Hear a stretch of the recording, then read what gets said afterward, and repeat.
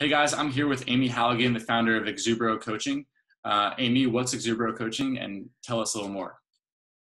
Well, Exubero Coaching I started my practice about 6-7 years ago. Actually, I'm a licensed clinical social worker, so I started out doing psychotherapy, and 2 years ago, I just felt like who I am as a person wasn't lining up with the role of a counselor.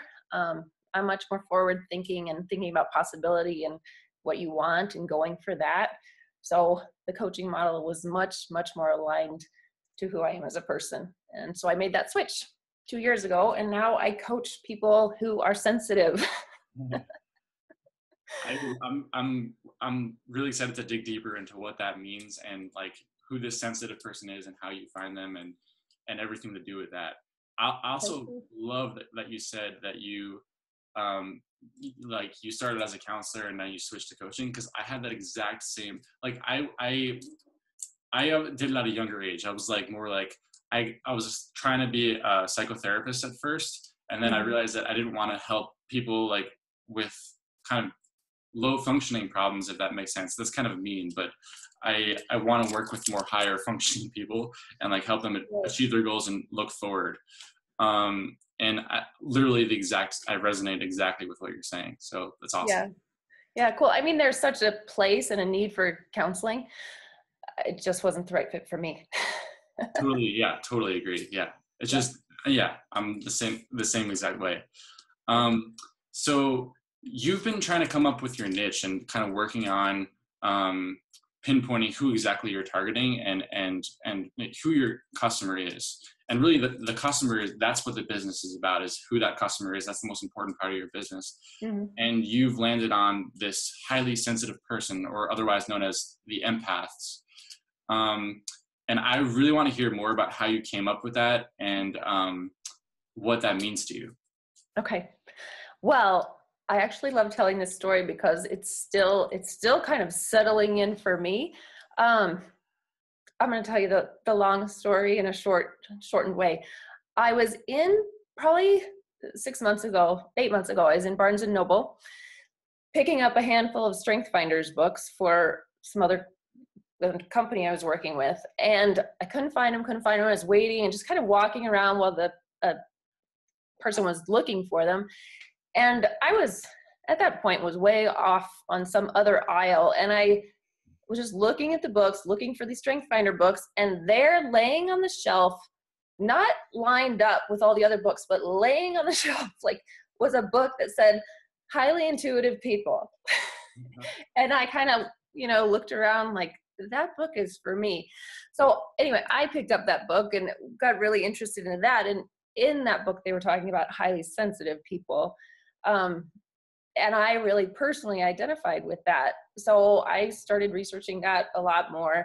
And then all the while, I'm still really trying to identify what my niche is going to be in my business. And I mean, I'm a highly sensitive person. So we think and think and think and think. I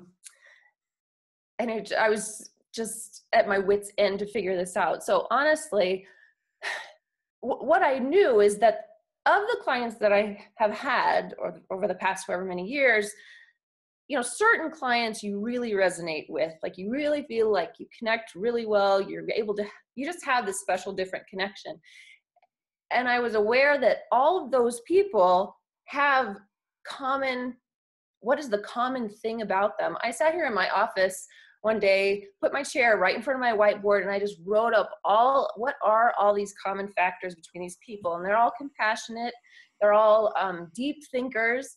They're all very intelligent. They're all, they want to contribute to the world. And I think there's something wrong with them, or they're different, or what's wrong with me sort of thing.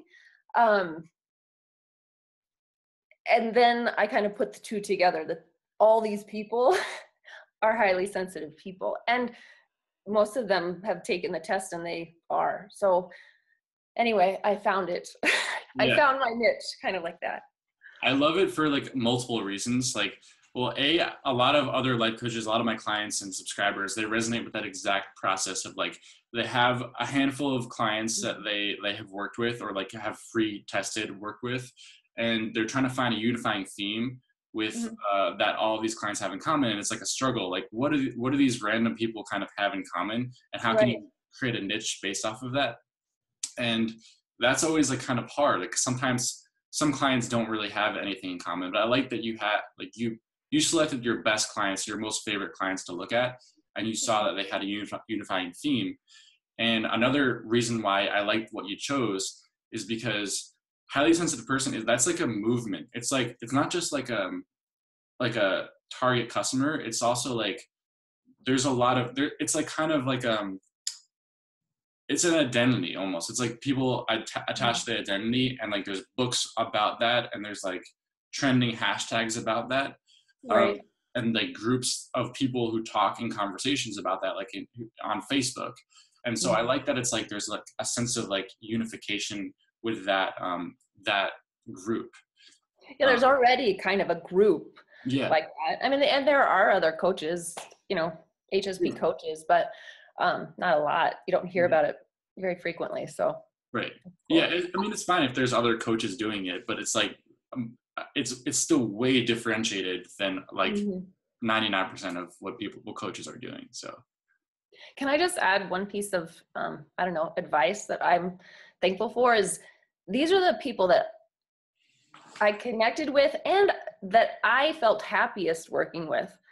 And I think that's essential for longevity of your niche and enjoying your niche and what you're doing. If that's how you're going to put yourself out there, you want to be doing something that you personally really connect with, Yeah. Yeah. I mean, yeah, exactly. Like I can tell from how you speak about it, and like it's part of your identity, and you like doing it, you connect with that.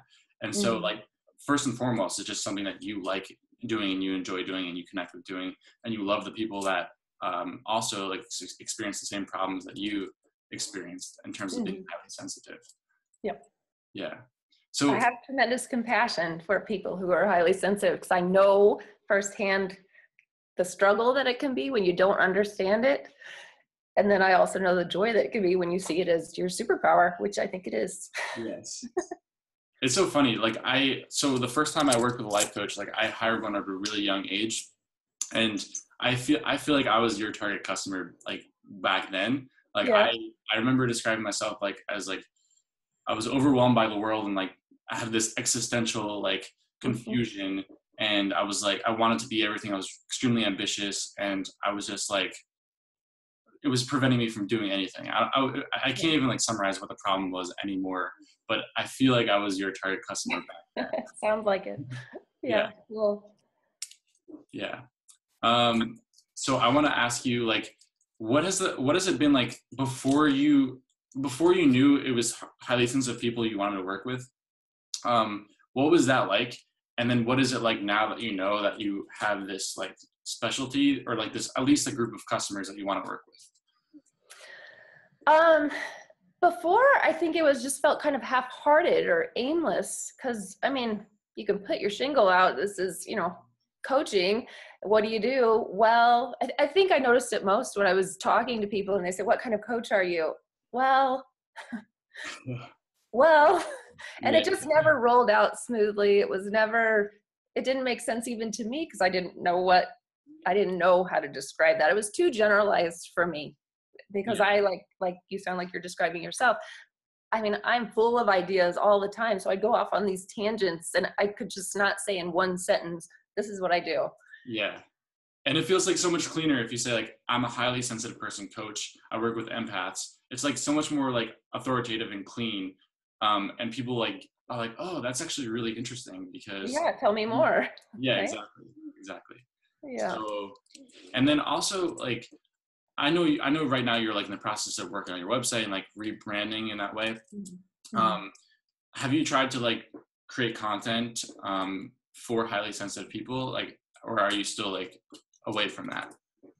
Well, to be honest, yes, I love to write, and that's really how I express myself best. You would send feedback that about length of material, and I I froze up, and I know that I need to just not, do what works for until I can do what you had suggested, Yeah. Hey, if Um, what I'm saying is not doable, like it's much better to do something than not to do anything. So forget about my feedback.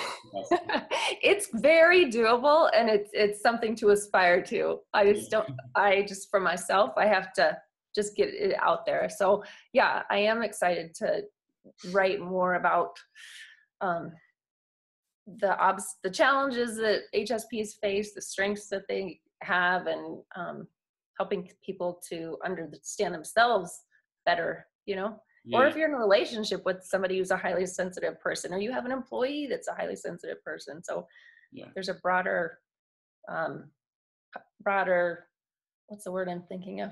Just Never like mind. more content. Like I feel like when you choose a niche, like when you decide who to focus on, Mhm. there's like literally unlimited angles that you can look at it at. Like you can Yeah. look at the HSP from the employer perspective, from the relationship perspective, like from the leisure time and self-care perspective, from a career perspective, and then literally you have like thousands of content ideas that you can just write about. While if you were just targeting, if you were talking about like coaching generally, it would actually be harder to figure out what content to write about. Like if you were more broad, you Mhm. wouldn't you would lose content ideas pretty fast.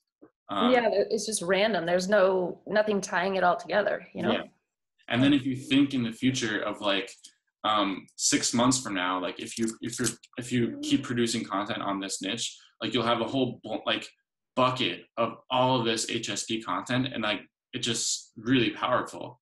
Um, Right. yeah. It's exciting. I need to Yeah, go write a blog. I'm really excited for you. So, Amy, what is an HSP and what is an empath? And tell us more about that. An HSP is a highly sensitive person who it's it our culture makes us think that there's something, oh, that person's so sensitive, like they're moody or that sort of thing. Our culture has this kind of image of a highly sensitive person, but a high sensitivity means you have a trait that it's a temperament trait, and 20% of the population has that trait, and 80% of it doesn't. And it just means that your nervous system is wired to pick up on a lot. You have much higher awareness of subtleties in the environment, what you're looking at, what you're hearing, what you're picking up from just the emotions of another person. It sounds a little well, it's special, that's for sure, Yeah. but it's just hard to explain when you don't have it. But if you have it and don't know it, then you know exactly what I'm talking about. And you're probably smiling right now because you identify with it. I totally get it. It's like if you go like to me, I didn't use that language, but I would identify as like an INFP, and like that would be so to my heart. It would be like, oh, only other INFPs get this, and like Yeah. you don't get this because you're not introverted, intuitive feeling like I am. Mhm. And like that would be how I identify, how I used to identify myself. And not that I don't anymore. It's just like it's not a strong part of my identity. Mhm. Um, but but yeah, it was like my issue at the time was like all about how overwhelming it was and complicated to view the world and even like participate in the world coming Mhm. from my temperament, my personality temperament. So yeah, I Yeah. totally get that highly sensitive person, that empath, has a specific set of challenges and problems that other people don't have.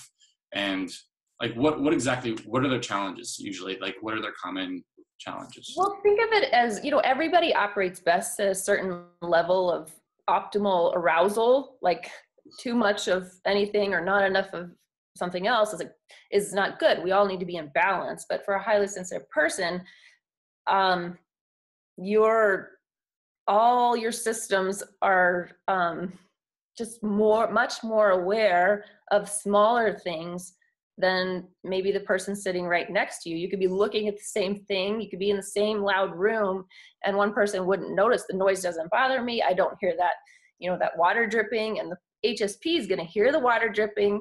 They're going to be wondering what everybody's doing. They're just you take in your environment it's like having a fire hose on, drinking from a fire hose, you know? And So how does that make things harder for them, or like just have them have problems other people don't have? being an HSP? Yeah.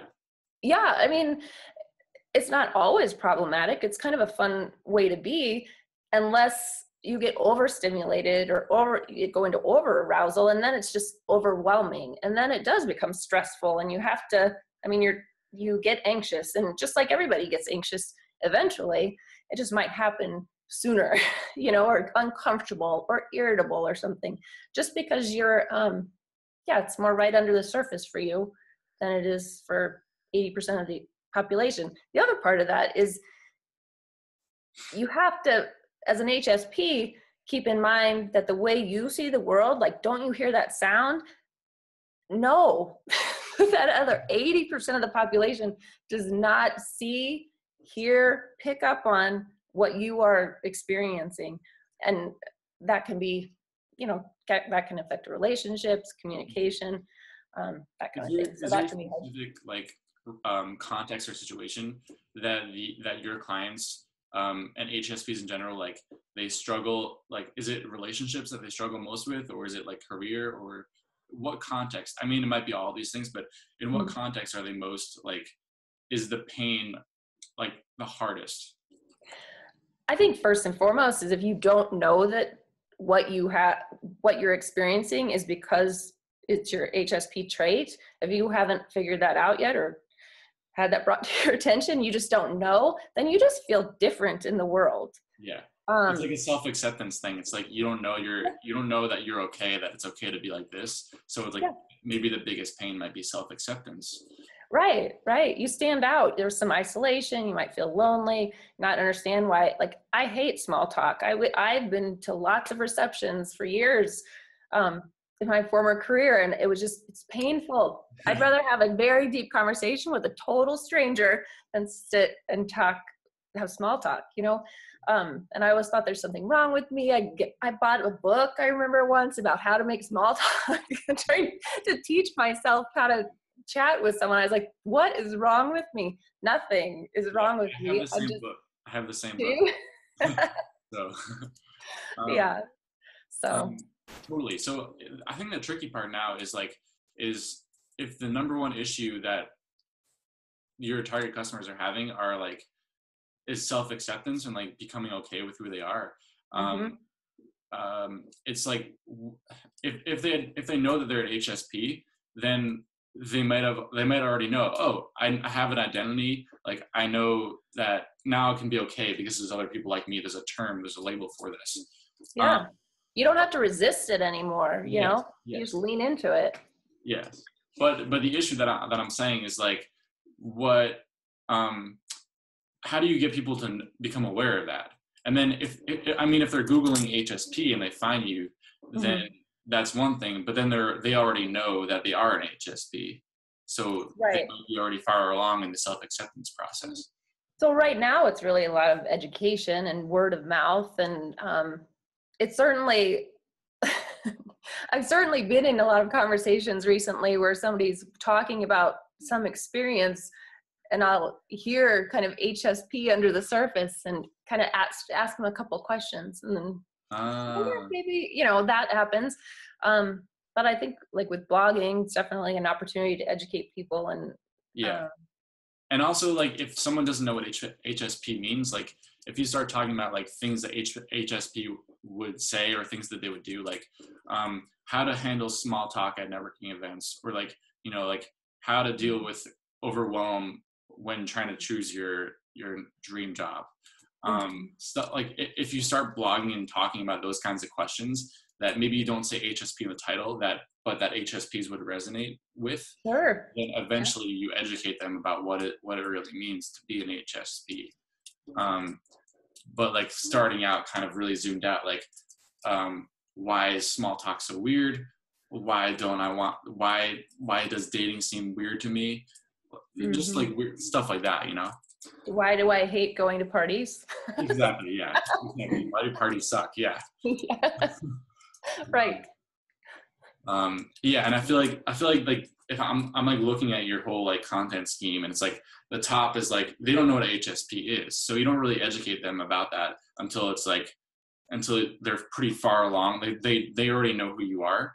Mm-hmm. But the top is like, how to handle parties, why do they suck, and like the introvert's guide to handle HSP is maybe not even say HSP yet, because it's like, first it's how to handle parties as an introvert or something. Mm-hmm. And then later on, it's like, okay, now they know who you are, they know your content, and then it's the HSP's guide to so-and-so and XYZ.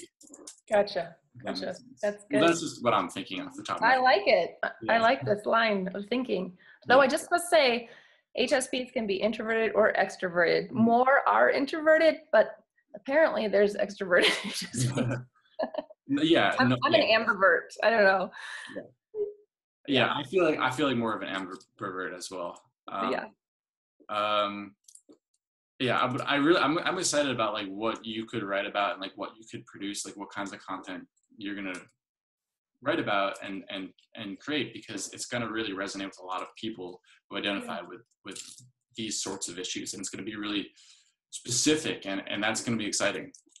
Thank you. As you're saying that about going to parties, I think I might write my first one on why I hate going to the school carnival because Oh, I love I it. mean, that's painful. Going into an elementary school carnival.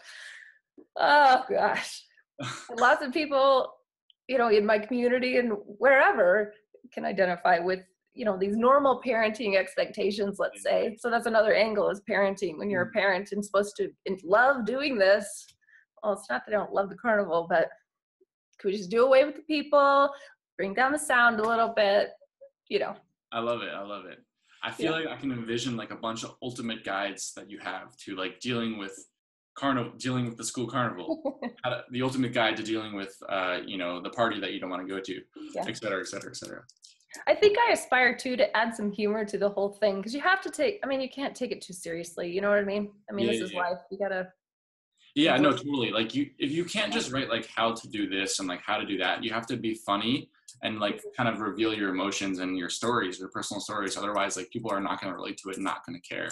So people don't understand. A lot of people really don't understand that about content marketing, is that you got to tell stories about yourself, and you really have to like be funny or be deep or something like that. Something that's not authentic, right?